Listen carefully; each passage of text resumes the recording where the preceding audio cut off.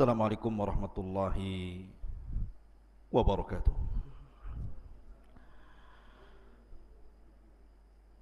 Alhamdulillah wassalatu wassalamu ala Rasulillah wa ala alihi wa sahbihi wa mawalah wa la hawla wa la quwata illa billahi wa ba'du. Ma'asyiral muslimin yang dimuliakan Allah Subhanahu wa taala, santri ikhwan yang semoga dimuliakan Allah Subhanahu wa taala. Alhamdulillah, malam ini kita bisa kembali duduk untuk bertalabul ilmi. Kemudian salawat teriring salam tak lupa kita haturkan kepada Rasul kita Muhammad sallallahu alaihi wasallam. Pembahasan malam ini adalah bicara tentang alam jin.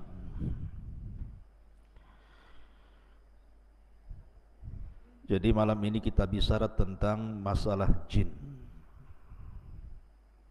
Apalagi kita di hutan ini banyak jinnya. Jadi biar kita tahu alam jin itu seperti apa. Ma'asyiral muslimin yang dimuliakan Allah Subhanahu wa taala. Bicara tentang jin, maka Al-Qur'anul Karim menetapkan adanya jin, bahkan dijadikan satu nama dalam surat Al-Quran, suratul jin.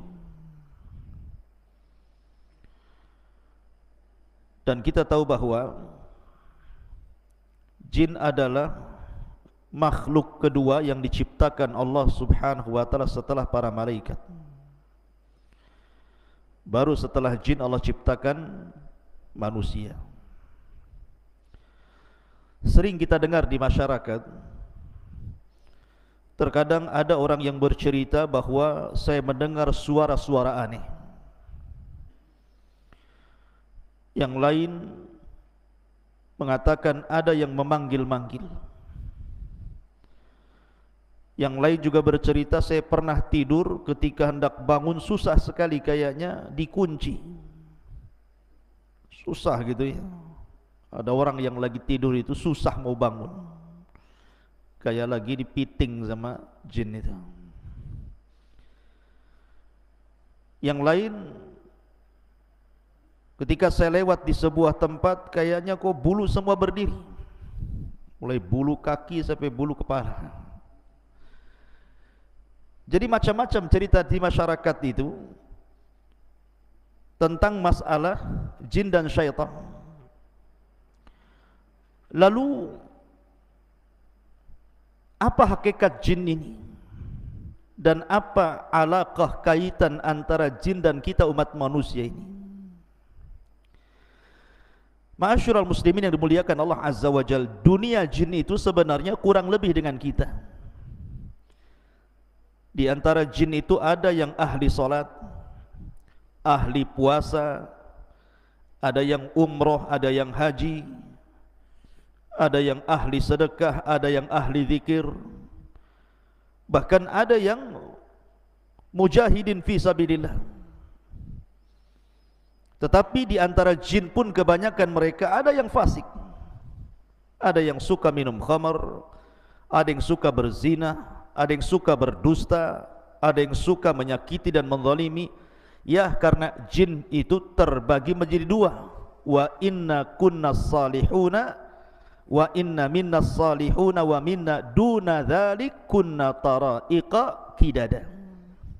Di antara kami para jin itu ada yang saleh, ada yang baik. Tapi juga ada jin-jin yang mereka jahat. Baik, kita akan jelaskan karena mungkin secara umum kita sudah mengetahui tentang asal muasal jin dan pernah saya jelaskan di sini. Saya hendak menceritakan beberapa kisah saja tentang alaqah, hubung kait antara manusia dengan jin saja. Ma'asyiral muslimin yang dimuliakan Allah Subhanahu wa taala. Suatu ketika Nabi sallallahu alaihi wasallam pernah salat. Tiba-tiba kemudian datang jin mengganggu Nabi sallallahu alaihi wasallam yang sedang salat. Maka Rasul marah, kemudian Rasul menangkap jin itu kemudian mencekiknya. Saking kerasnya Rasul mencekik jin itu sampai keluar air liurnya. Dan Nabi SAW merasakan dingin air liur itu.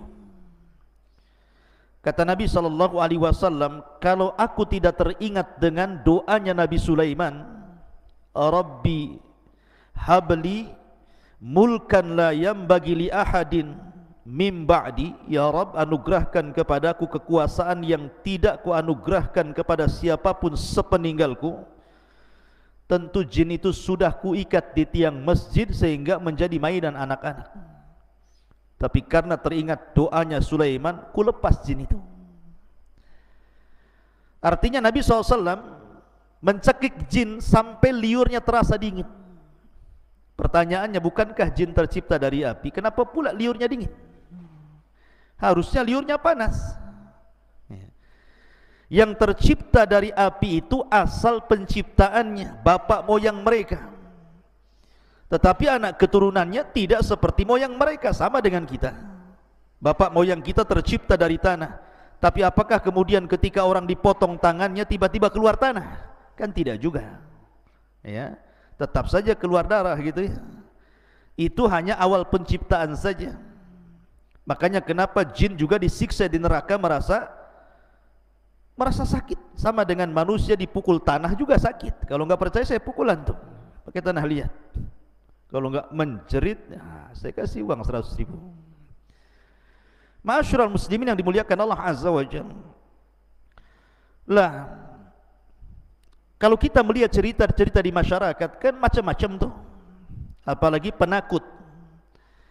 Penakut itu biasanya pohon pisang pun jadi setan biasanya. Coba saja orang yang takut lewat kuburan. Sebenarnya di kuburan tidak ada apa-apa. Mungkin ada pelang warna putih. Itu lari terbirit-birit disangka kuntilanak itu. Itu penakut loh ya. Terkadang seseorang yang saking takutnya, mungkin ada kucing nabrak kaleng kongguan kemudian jatuh prang begitu ya. Itu ketakutan disangka ada setan tuh di belakang itu. Atau terkadang kita lihat angin, kemudian ada pohon goyang-goyang, kemudian bayangannya itu ikut goyang-goyang juga kan, nah, disangka setan itu. Langsung bulu kuduk berdiri semua. Pertanyaannya, ikhwatu fiddin muliakan Allah Azza wa Jalla, mungkinkah seseorang itu melihat jin? Sebagaimana yang ma'ruf di masyarakat gitu ya. Maka kita katakan bahwa Allah Subhanahu wa taala berfirman, innahum yarakum min haitsu la tarawnahum. Mereka yang melihat kita, kita yang tidak melihat mereka. Artinya jin itu bagi kita alam gaib. Jangankan jin, di zaman Nabi SAW banyak orang-orang munafik. Rasul tidak tahu siapa satu munafik itu, kecuali setelah diberitahu Allah, kemudian dicatat oleh Hudzaifah ibnul Yaman siapa nama-nama munafik. Kalau Allah tidak memberitahu siapa munafik di zaman itu, selamanya Rasul tidak tahu mana satu yang munafik. Artinya munafik saja kita tidak tahu ya di zaman Nabi SAW, apalagi jin. Maka seseorang kemudian kalau masuk ke alam jin, kemudian tahu tentang masalah jin tanpa didasarkan Al-Quran dan Sunnah, ketahuilah bahwa dia itu pendusta. Contoh saja, dulu kan ada tayangan apa itu? Ghostbuster ya, yang nangkep jin dimasukkan ke botol itu loh. Nah, ada tuh, tangkap masuk botol, ditutup botolnya, dia udah tahu lubang botol bawahnya itu, lepas lagi, ya kan? Kan ada orang yang narik jin, kononnya dimasukkan ke dalam botol. Ikhwatu fiddin muliakan Allah Azza wa Jalla, kita katakan ini dusta, ini acting saja. Kenapa kita katakan dusta? Karena Allah yang mengatakan innahum yarakum min haitsu la tarawnahum. Mereka melihat kita, kita tidak melihat mereka. Macam mana kemudian menangkap jin dimasukkan ke dalam botol, sementara nas Al-Quran mengatakan kita tidak mampu melihat mereka, sementara mereka melihat kita? Kalau gitu tidak adil, Ustaz. Enak kali jin melihat kita, kita tak bisa lihat jin. Allah Maha Adil. Ketika di dunia kita tidak bisa melihat jin dan jin bisa melihat kita, kelak di sorga Allah balik alamnya, di mana kita bisa melihat jin dan jin tidak bisa melihat kita. Itulah kebalikannya dan keadilan Allah Subhanahu wa taala. Akan tetapi ketika jin-jin itu tasyakul, beralih rupa, maka kita mungkin melihatnya. Bisa saja seseorang kemudian melihat ada burung hantu, disangka hantu karena ada hantunya, burung hantu. Kemudian kucing garong warna hitam, disangka setan, ya kan? Padahal garong dia, ya.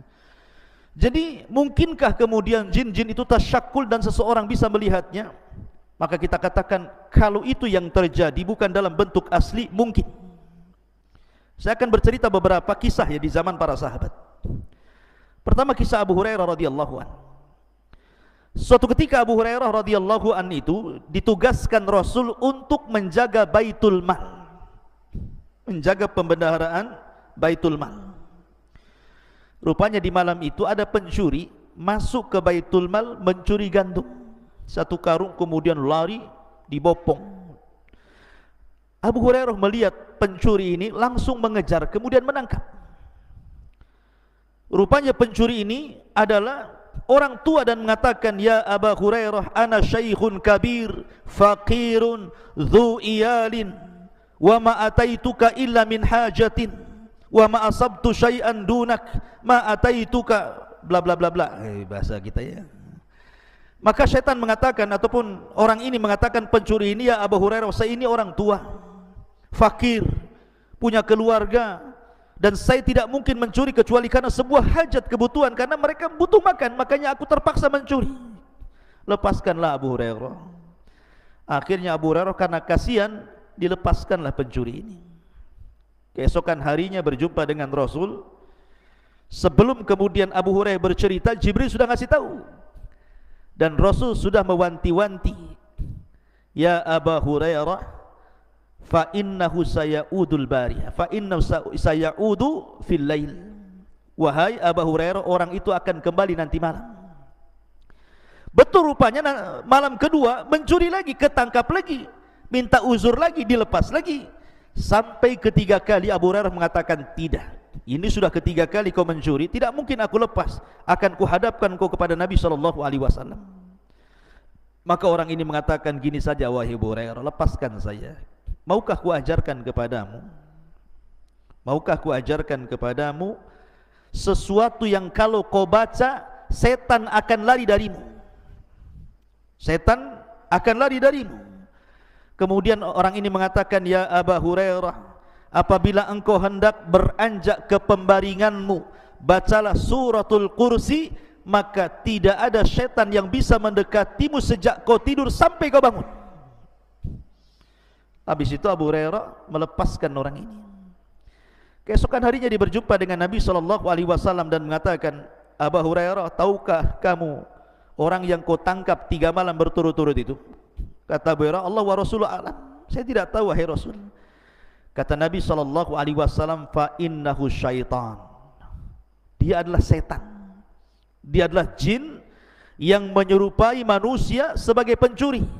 Sadaqaka wa huwa kadzub. Untuk masalah ini, maksudnya ayat kursi yang kau baca, dari semenjak kau tidur sampai kau bangun dan kau tidak akan diganggu syaitan, ini benar. Khusus masalah ini saja, sadaqaka wa huwa kadzub. Tetapi masalah yang lain, dia pendusta. Kebanyakan setan itu pendusta.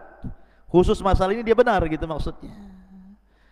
Dari sini menunjukkan bahwa Abu Hurairah menangkap pencuri, dan pencuri ini rupanya jin yang tasyakul, yang berubah bentuk. Makanya kalau seandainya ada seseorang sudah meninggal, dan saya punya cerita di kampung di Majalengka sana. Jadi ada preman mati. Preman bisa mati juga gara-gara minum tuak oplosan, ya. Jadi minuman keras, oplosannya nggak kira-kira, pakai spiritus. Antum tahu spiritus? Ya. Jadi cap orang tua dicampur spiritus, diminum kurang mabok, dicampur pil BK.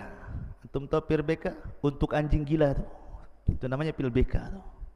Tuak campur spiritus, kasih pil BK, matilah. Itu bukan oplosan lagi, oplosan kuadrat namanya. Oplosan di atas oplosan lagi tuh.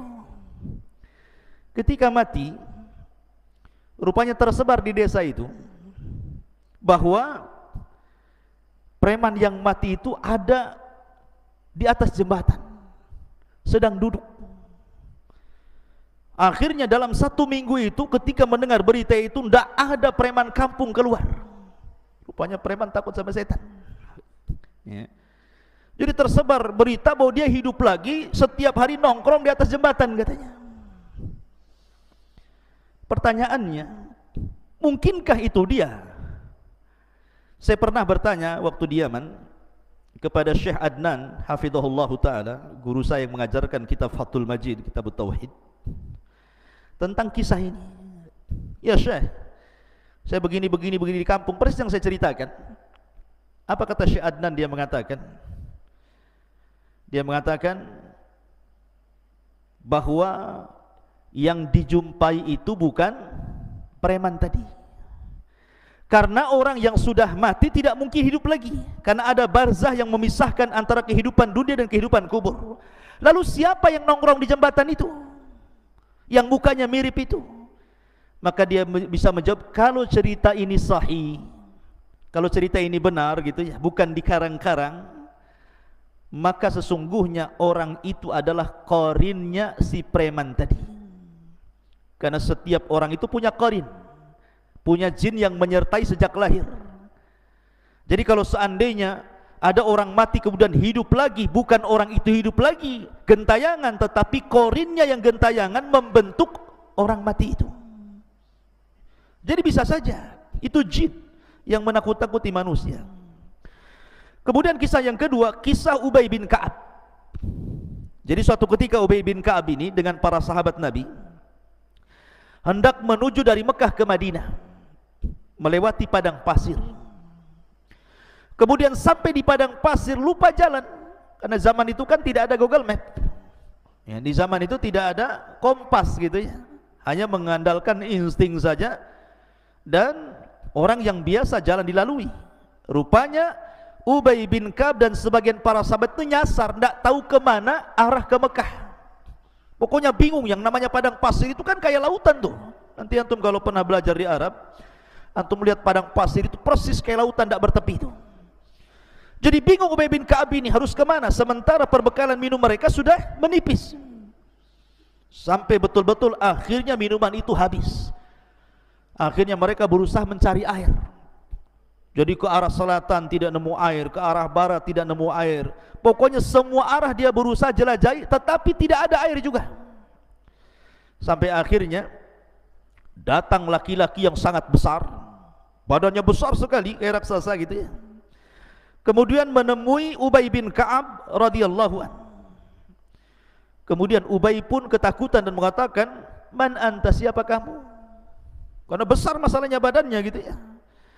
Maka orang besar ini mengatakan, "Ana min baqiyatin nafar minal jinnil ladzi istama'u ila Rasulillah sallallahu alaihi wasallam." Kata orang besar ini, saya adalah satu di antara sekelompok orang yang pernah datang menemui Rasul mendengarkan bacaan Nabi sallallahu alaihi wasallam yang disebutkan dalam surah Jin ya, "Qul uhiya ilayya annahu istama'a nafarun minal jin." Ada sebagian sekelompok jin, ada yang mengatakan 7 jin, datang menghadap Rasul mendengarkan Rasul baca Quran. Lah kata orang ini, saya adalah jin. Satu di antara kelompok orang yang datang menemui Rasul yang kemudian mendengarkan ayat Al-Quran dan aku pun masuk Islam. Kemudian dia mengatakan, aku pernah mendengar Rasul bersabda, al-muslim akhul muslim. Muslim itu saudaranya muslim yang lain. Baik kutunjukkan kamu ke arah di mana ada mata air di sana. Akhirnya kemudian jin ini mengarahkan arah ke arah sini, khudut tariq, ambillah jalan ini wahai Ubay, engkau akan mendapatkan air. Akhirnya Ubay bin Ka'ab pun membawa para sahabatnya kemudian mengarah ke yang ditunjukkan jin tadi itu ya, dan dalam berbentuk orang besar tadi, rupanya betul dia mendapatkan air di situ dan selamat dari kematian di padang pasir. Lihat, terkadang jin itu tasyakul, berbentuk manusia atau berbentuk yang lainnya. Ini kisah yang kedua. Kisah yang ketiga, di zaman Umar bin Khattab radhiyallahu an. Jadi ketika para sahabat Nabi SAW berada di Yamamah, ketika dalam kondisi perang, tiba-tiba salah seorang sahabat berjumpa dengan orang yang penampilannya aneh. Orang yang penampilannya aneh mengatakan kepada sahabat ini dan mengatakan, dari mana kalian? Dia mengatakan, kami pasukan perang yang diutus oleh Amirul Mukminin Umar bin Khattab radhiyallahu anhu. Kemudian sahabat ini bertanya, man anta, siapa kamu? Maka orang yang aneh ini mengatakan, ana minan Nahawan, saya dari Nahawan. Dan Allah saufa yaftahullahu ala Nu'man ibn Bashir walakinnahu ustushid. Tiba-tiba dia mengatakan, sebentar lagi kan kalian akan menyerbu Nahawan, kupastikan kalian akan menang. Tetapi yang memimpin perang kalianlah Nu'man bin Thabit, Nu'man bin Bashir afwan. Tetapi dalam peperangan itu Nu'man akan mati syahid. Kagetlah orang ini. Oh, belum perang kok dia bisa meramalkan seperti itu. Masalahnya, kalian kan akan berangkat ke Nahawan, menyerang Nahawan, tetapi Allah akan menangkan kalian di tangan Nu'man ibn Bashir, tetapi Nu'man akan mati syahid di situ. Akhirnya orang ini, sahabat ini langsung lari menuju Umar bin Khattab radhiyallahu anhu dan mengatakan, ya Amirul Mukminin, tadi saya berjumpa dengan orang yang aneh. Tiba-tiba dia mengatakan bahwa kita akan memenangkan Nahawan, tetapi Nu'man bin Bashir akan mati syahid di situ. Kata Umar bin Khattab radhiyallahu anhu mengatakan, ya, tahukah kamu siapa dia? Maka sahabat ini mengatakan, tidak tahu hai Amirul Mukminin. Kata Umar bin Khattab radhiyallahu anhu, dia mengatakan, dialah Usaim baridul jin. Dialah Usaim, satu di antara jin-jin yang saleh. Dia pun datang kepada Umar memberitahu. Ya. Artinya bahwa jin juga terkadang tasyakul kan, berbuah bentuk gitu menjadi manusia. Sama dengan malaikat juga sama. Tetapi ikhwatu fillah muliakan Allah Subhanahu wa taala, yang lebih aneh lagi kisahnya, di zaman ulama salaf ada namanya Imran At-Tammar. Imran At-Tammar ini seorang ahadus salihin, orang soleh. Imran ini At-Tammar ini seorang soleh. Jadi dia punya majelis taklim bersama syekhnya namanya Al-Hasan Al-Ja'di. Jadi ada seorang alim ulama besar namanya Al-Hasan Al-Ja'di. Jadi Imran ini suatu ketika dia ingin menghadiri majelisnya Al-Hasan Al-Ja'di, majelis di waktu fajar. Jadi Hasan Al-Ja'di ini biasa membuka majelis taklim setelah subuh. Datang dari mana-mana. Dan dia takut ketinggalan sehingga dia tidak mendapatkan tempat duduk di depan. Maka dia datang pas bertepatan malam itu, malam Jumat, dia datang pagi-pagi buta. Jadi jam 3 malam itu sudah datang dia ke masjidnya Al-Hasan Al-Ja'di ini. Ketika sampai di masjid, masjid tertutup semua. Semua tertutup masjid, tidak ada yang terbuka, terkunci semua masjidnya. Anehnya, di dalam masjid itu terdengar suara Syekh Al-Hasan Al-Ja'di sedang qiyamul lail, sedang tahajud, dan dikeraskan bacaannya.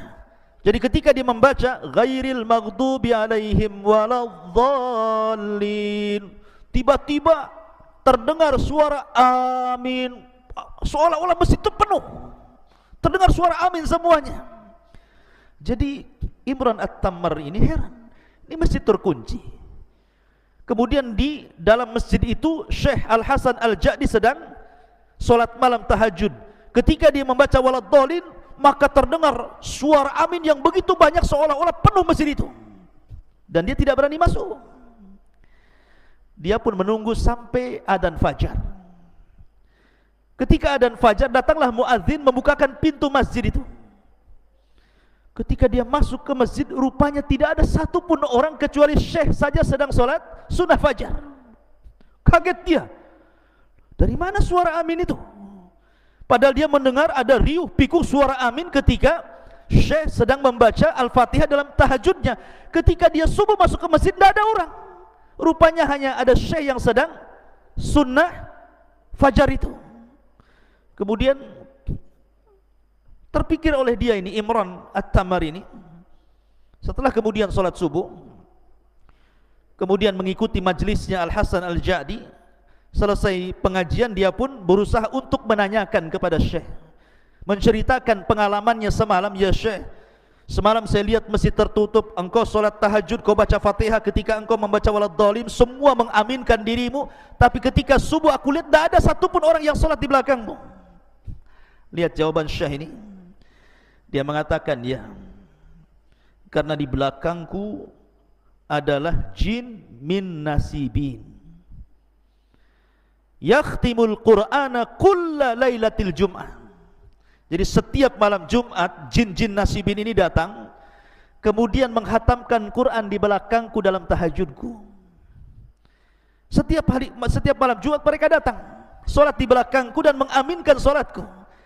Kira-kira nih kalau antum solat malam, Allahu Akbar, ghairil maghdubi alaihim waladdallin, amin.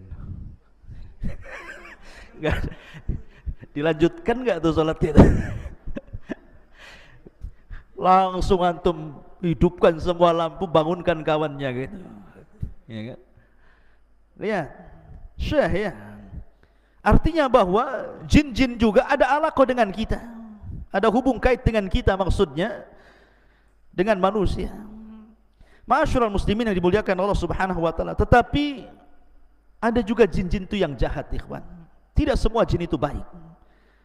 Wa inna kunna salihuna wa inna minna salihuna wa minna duna dzalik.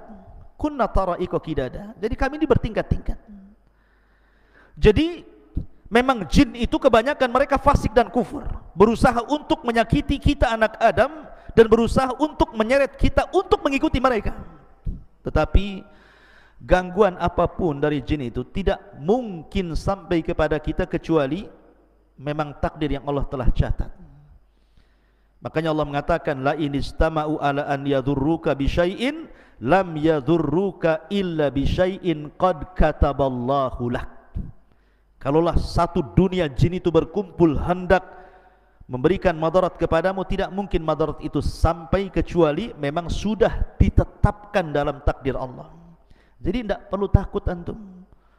Kalau ada dukun datang kepada antum, saya sihir kamu, sihir sajalah, sambil nyantai ya, saya sihir kamu, silahkan sihir saja ya.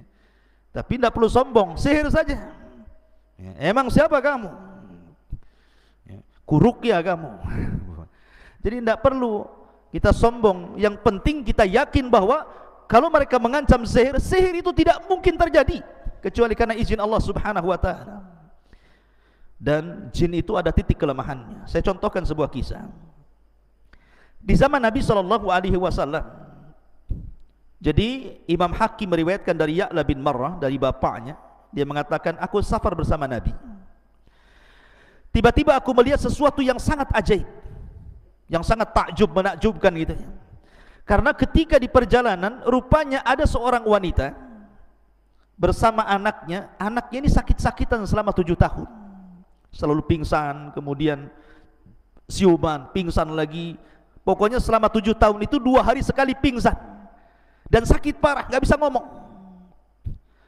Sehingga kemudian ketika berjumpa dengan Nabi SAW, Rasul bertanya dan mengatakan, kenapa anakmu itu? Maka ibu ini mengatakan, boleh jadi dia terkena syaitan wahai Rasul. tolonglah obati anakku. Maka Nabi SAW akhirnya mendekat anak itu, kemudian membuka mulutnya. Kemudian Nabi SAW hanya mengatakan, ukhruj ya aduwallah, keluar wahai musuh Allah. Cuma ngomong gitu saja, ukhruj ya aduwallah, ya, keluar wahai musuh Allah. Habis itu anak itu kemudian tertidur, dan setelah bangun tiba-tiba sembuh penyakitnya. Tidak tersisa sama sekali dari selama penyakit 7 tahun lamanya itu, hanya Nabi mengatakan ukhruj ya aduwallah. Makanya kenapa dalam dunia ruqyah, ikhwan, kalau antum nanti jadi peruqyah, Nabi SAW itu tidak pernah memperbanyak dialog dengan orang yang diruqyah. Rasul hanya mengatakan ukhruj ya aduwallah, keluar wahai musuh Allah. Tidak perlu antum memperbanyak dialog. Kamu siapa? Dari mana asalmu? Dan nikah belum? Berapa anakmu? Kau kesini sama siapa? Nah, kau gabung sama geng mana? Tidak perlu, ya. Jadi tidak perlu diperbanyak dialog, karena jin itu pendusta. Karena mereka pendusta, maka kalau antum meruqyah cukup bacakan Quran. Kalau dia menjerit-jerit, cukup antum katakan ukhruj ya aduwallah, keluar wahai musuh Allah, ya. Kalau tidak, ya ajak mereka beriman saja. Tidak perlu tanya yang aneh-aneh, ya. Karena jin itu pendusta, dan tidak ada jin itu yang bentuknya indah. Jin itu bentuknya jelek. Makanya ketika ada seorang syekh meruqyah, rupanya masuk jin yang paling cantik di kabilahnya ke dalam tubuh orang yang diruqyah itu. Kemudian oleh syekh berusaha jin yang paling cantik di kaumnya itu dikeluarkan dari tubuh orang tadi, terus diruqyah. Sampai Syekh bertanya tentang masalah sifatnya ketika itu, ya. Bentuk kamu itu seperti apa? Karena dia mengaku wanita yang paling cantik, jin yang paling cantik di kaumnya. Maka dia mengatakan, sesungguhnya aku memiliki 9 kaki. Bayangkan, kalau antum dinadorkan dengan akhwat cantik tapi punya 9 kaki, mau nggak? Nggak mau. Itu bukan orang, namanya gurita tuh. Cumi-cumi namanya. Artinya bahwa jin itu tidak ada yang bagus. Sudah bentuknya jelek, mereka pendusta masalahnya. Jadi jangan diperbanyak dialog. Makanya Nabi SAW cukup mengatakan ukhruj ya aduwallah, keluar wahai musuh Allah subhanahu wa ta'ala. Kemudian juga ada cerita dari Rashid Ridha. Jadi suatu ketika, ikhwan, ada seorang nelayan. Seorang nelayan ini, dia melempar jala di lautan. Ketika dia melempar jala, kemudian menarik jala, rupanya terdengar suara di dalam lautan itu, seolah-olah ada yang tersangkut. Tiba-tiba terdengar suara aneh. Langsung ketakutan nelayan itu, akhirnya jalannya dilempar. Karena ketakutan dilempar jalannya. Kemudian dia pulang. Sejak peristiwa itu, sang nelayan akhirnya selalu diganggu oleh jin. Akhirnya dia sakit-sakitan sampai tidak bisa bicara. Berusaha dokter mengobati juga tidak bisa. Kemudian para peruqyah juga berusaha meruqyah juga tidak sembuh-sembuh. Sampai akhirnya dia datang kepada Syekh Rashid Ridha. Kata Syekh Rashid Ridha ketika itu, hanya membacakan 1 ayat saja. Fasayakfikahumullahu wa huwas samiul alim. Fasayakfikahumullahu wa huwas samiul alim. Tiba-tiba kemudian semua jin yang ada di tubuhnya keluar, dan Allah subhanahu wa ta'ala takdirkan dia sembuh. Artinya bahwa ada jin-jin itu yang suka mengganggu manusia, yang suka mengganggu manusia. Lah kenapa kemudian jin itu bisa masuk ke tubuh anda, ke tubuh kita, ya, sampai akhirnya ada orang yang kesurupan? Banyak penyebabnya kata para ulama. Bisa saja karena jin itu sudah terlampau cinta dengan antum sehingga dia masuk ke tubuh antum. Kok bisa Ustaz? Dia cinta sama kita. Surat menyurat pun tidak, pandang memandang pun tidak, ta'aruf pun tidak. Macam mana kemudian dia cinta dengan saya gitu? Kata para ulama, salah satu penyebabnya adalah ketika antum masuk ke kamar mandi, kemudian lupa membaca a'udzubillah, berlindung kepada Allah minal khubthi wal khaba'ith, ya. Kalau orang lupa berlindung kepada Allah dari khubthi, setan laki-laki, wal khaba'ith, dan setan perempuan, maka dipastikan ketika antum telanjang di kamar mandi itu, maka aurat kita bisa dilihat oleh syaitan. Tetapi kalau seandainya kita sebelum masuk kamar mandi kita membaca doa perlindungan kepada Allah minal khubthi wal khaba'is, dari setan laki-laki dan perempuan, walaupun telanjang bulat di kamar mandi itu, maka tidak ada satupun jin yang sanggup melihat aurat kita. Lah orang yang tidak pernah membaca doa ketika masuk khala, masuk kamar mandi, maka dia setiap hari jin itu menonton aurat kita. Karena setiap hari menonton aurat kita, akhirnya jatuh cinta. Kalau sudah jatuh cinta, maka dia tidak mungkin melepas kita. Ini salah satu penyebabnya. Yang kedua, atau karena dendam. Dendam itu maksudnya karena mungkin di antara kawannya dibunuh atau saudaranya dibunuh. Makanya kenapa Nabi SAW mengajarkan kepada kita, kalau antum kencing di alam terbuka, di hutan Jabal Uhud ini atau di mana gitu kan, jangan diarahkan ke lubang. Siapa tahu lubang itu tempat bersarangnya jin. Karena jin itu kan ada 3 jenis tuh. Ada jin yang berupa memiliki sayap, bisa terbang kemana-mana. Ada jin itu yang berupa anjing ataupun ular. Ada juga jin itu yang hidup di lubang-lubang. Makanya jangan kencing sembarang ke lubang gitu ya. Nanti di situ sarangnya jin, ngamuk dia. Sekarang logika saja, kalau antum di kepalanya dikencingi, marah nggak antum? Marah lah. Antum dikencingi Noval memai kepalanya, marah nggak sama Noval? Marah. Ya. Jin juga sama, kalau dikencingi ya marah gitu ya. Makanya jangan kencing sembarang kalau di ruang terbuka itu. Karena bisa saja akhirnya karena marah balas dendam, masuk pula ke jalan darah kita, kesurupanlah kita. Atau mungkin dia itu masuk ke tubuh orang itu karena iseng saja. Ya, iseng-iseng saja masuk ya. Karena dia suka ngelamun, karena dia suka mikir gitu ya. Dan tidak pernah berzikir, tidak pernah baca Quran, masuk dia ke tubuh kita. Makanya ikhwatu fillah muliakan Allah Subhanahu wa taala, maka jin-jin itu memungkinkan berbuat apa saja. Dan yang lebih bahaya kalau seandainya jin itu suruhan tukang sihir. Dia bisa membuat kita sakit, dia bisa membuat kita mati, dia bisa membuat kita bercerai dengan suami istri, dia bisa membuat kita macam-macam jadi jahat gitu ya. Maka itu lebih bahaya lagi. Oleh karena itulah maka banyak-banyaklah berlindung kepada Allah Subhanahu wa taala. Wallahu a'lam bishawab. Ini diantara beberapa kisah tentang alam jin. Mudah-mudahan manfaatnya. Subhanakallahumma bihamdika asyhadu an la ilaha illa anta astaghfiruka wa atubu ilaik. Allah taala. Assalamualaikum.